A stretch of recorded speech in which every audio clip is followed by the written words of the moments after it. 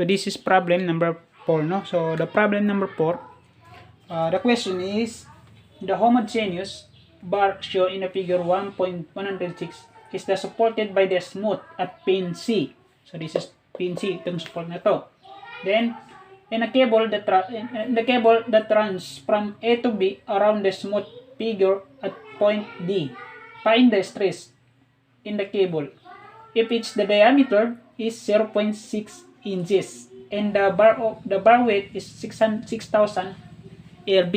So sa madaling salita, ano yun siya? Meron daw tayong dalawang support dito. This is point C and point D. Ngayon, inahanap daw dito yung yung stress daw. Inahanap daw natin yung stress. Ngayon yung stress na yun, magano daw sila? Kumbaga is yung cable daw, yung cable ng A papunta kay D at yung cable ng B papunta kay D is magra-run daw sila from point A to point B around the smooth the figure o yung support sa D. So usually yung hinahanap lang naman is stress, no? Paano ba natin makukuha yung stress? Ngayon, i-try natin mag-moment sa C. So bakit tayo mag-moment sa C? Kasi siyempre kukunin natin yung stress dito, no? So hindi naman natin makukuha yung stress sa C kasi walang pulse na involved. So dito na lang tayo mag-moment, at the same time masisiro yung point C natin. Then kapag ito, kumbaga yung tinanggal natin yung support sa D, ano yan siya? Lalabas yung mga internal pulses o yung external pulses natin. Meaning to say yung yung tawag dito, yung mga pulses natin. So let's say kapag kinat-down natin yan, so sabihin natin na ang magiging free body diagram niya is 6,000 pala ito, sorry, 6,000, hindi 600, 6,000 lb. So kapag ginawa natin ng free body diagram, let's say ganito yung magiging free body diagram niya. So ito yung beam, no? For example, yan yung beam.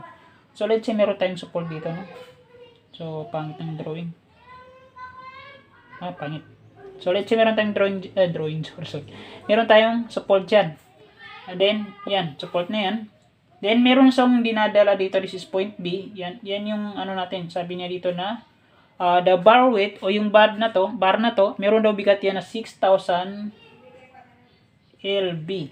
Ngayon, kapag tinanggal natin yung support sa D, this is what? This is, meron tayong, let's say sabihin natin na tension yan, no? So, yung force natin is tension. Then dito, meron din daw dito yung cable. Ito yung cable dito. Ang nangyari dito, tinanggal lang natin yung sabihin natin tension din yan. Tinanggal lang natin yung support sa D, no? So siyempre pag tanggalin natin yan, meron yung cable is maglalagay ng arrow. Usually pag cable kasi yan tension, no, hindi yan magko-compress kasi cable talaga yan. Cable talaga, hindi yan member, no? Unlike kung member pwede pa maging compress, ganyan, compression. So kapag cable, this is tension. Ngayon, kung makikita natin, meron tayong distance na 5 and 3. So sa madaling salita, magkakaroon siya ng slope. So sabihin natin ganito yung slope. So sabihin natin this is what siguro I think marunong kayo magano ng slope, no, kasi yan siya. Kumbaga sa statics of rigid body tinuturo po yan. So this is what, this is ganito yung slope, no. Ang slope nakalalagay po kung saan naka-incline yung member o yung cable. Ngayon this is what, this is 3 dito. Bakit 3? Bakit di 3 yung nakalagay dito? Kasi yan yung sa vertical, no. So dito naman sa 5 dito. So, pwede naman dito gumawa ng slope. Okay lang, kahit saan pwede. So, yan, this is 3. So, this is, dito yung 5. Kasi yan yung distance dito. Kumbaga, ang adjacent natin, this is 5. Ang opposite natin is 3. Ngayon, ang hypotenuse, paano natin makukuha yung hypotenuse dito? So, simple lang naman sila ng hypotenuse. Ang hypotenuse, mag-Pythagorean theory ka. Siguro marunong kayo mag-Pythagorean theory, no? So, this is square root mo lang yung 5, lagyan mo ng squared plus 3, lagyan mo ng squared. Equivalent ng square root of 34. So, this is square root of 34. Yan yung hypotenuse niya. Ngayon, ang gawin natin, this is point C, no? Point A, point B, and point C. So, gawin natin, summation of moment at C is equal to 0, clockwise is equivalent of counterclockwise. Yan yung mga assumption natin. Ngayon, yung pulse natin, unahin natin yung pulse dito, yung cable dito. So, siyempre, nag-moment kasi siya, ikot yan papunta doon. Unahin natin yung naka-clockwise. So, umikot yan papunta doon, ibig sabihin, T multiply by 5. So, bakit 5? Kasi, siguro, marunong kayo kumuha ng support, no? Yung, ano ba yung formula ng moment? This is force times distance. So, let's say ang pulse natin yung T. So, siyempre, T times distance. Ano yung distance? 5 meter, di ba? So, this is 5 meter and 5 meter. So, I think hindi yan magano. Kasi LB to, ano yan siya, no? LB to meter. So, kailangan pa natin i-convert. Ngayon, usually, magiging unit niyan is PSI. Pag LB per meter, ibig sabihin PSI yung unit. Ngayon, T times 5, this is what? This is, ito na yun. Umikot yan papunta doon kay C. Then, ano yung next natin? Unahin mo lahat ng clockwise na ikot. Ano yung mga force na ikot ng clockwise? Ito pa, yung tension na to. Ngayon, pag umikot yan dito, usually, ano yan siya, meron tayong dalawang component. So, siguro dumaan kayo. Kasi importante po yung component, ha. Sa pag-ano ng component, importante po talaga yun. Dapat alam nyo po yung mga basic component. Yung horizontal component, pati yung vertical component. Usually, pag ginawa natin yung vertical component nito, is ano lang naman yan, yung y-axis. So, this is, magmumultiply yan by 3, no? Kasi yun yung vertical. This is 3. Ngayon, sabihin natin, ano yun siya,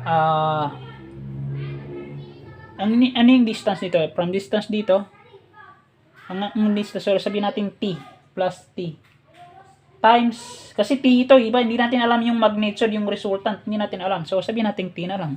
So, ano yung pag ganito kasi, pag kumikot yung ganito, galing vertical papunta dito, this is 3 yung magiging, ano yan, magiging, sa taas. So, this is 3 all over square root of 34. Ngayon, yan. Ngayon, multiply by distance. Ano yung distance? From point dito po, to point dito, 5 plus 5, this is 10. So, ngayon, may nakikita ka bang, meron ka pa ba nakikitang pulse na ikot ng clockwise? Wala na, di ba? Kasi ito lang. Ito, pati ito. Ito kasi downward. So, ganito yung ikot niya.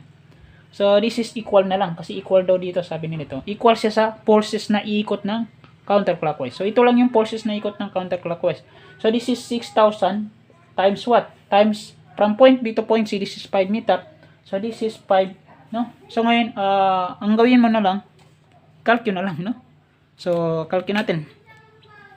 So, this is, what? Sabihin natin na, 3, no? This is 10 times 3 all over square root of 34. So, step na lang natin. So, this is, ano yun siya? This is 5t. Kasi 5 times t, this is 5. So, this is what? Ito, pag multiply mo nito, magiging ano yun siya? Magiging 5.14. So, sabihin natin 5.14 t na lang, no? So, equal yan sa 600. 6,000 times 5. 6,000 times 5 is equal to 30,000. So, this is 30,000. Ngayon, ang gawin na lang, isum up lang natin to by like terms, no? This is what? This is 10.14 t equal to 30,000. So, i-divide mo lang yan by 10. So, pinakita ko na yung step na. Step by step niya. So, this is 10. Kasi usually, ginagamit ito is zip solve. Yung mga tamad, no? So, hindi naman tayo tinatamad ngayon. So, tinatamad tayo ngayon. Gamitan na lang natin ng zip solve. So, this is 30,000. Ito, ito ang gawin nyo. Pwedeng kunin yung exact decimal nito. Yung complete decimal. Mas maganda para accurate, no? Yung kinuha ko kasi, hindi ko na kinuha yung 2 decimal lang yung kinuha ko. 30,000 divide natin sa 10.14 is equal to what? Equal siya sa 2,957 point what? 0.13. 2,957.13.